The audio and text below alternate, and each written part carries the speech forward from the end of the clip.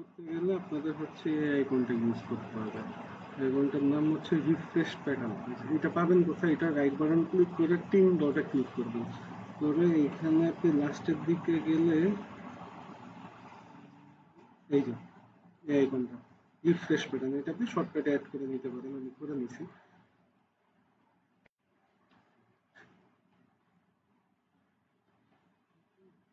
যে আইকনটা সিলেক্ট করে শুরুতে হচ্ছে আমার সাপোজ এটা আছে ফ্রন্ট টেস্ট, এটা হচ্ছে ব্যাক। মানে এই আইকনে ক্লিক করব, লেফট বাটন ক্লিক ফাঁকা জায়গায় রাইট বাটন ক্লিক করে এটা এক ক্লিক, এটা এক ক্লিক করে রাইট বাটন ক্লিক করলে দেখুন এটা হয়ে গেছে ব্যাক, এটা হয়ে গেছে টেস্ট।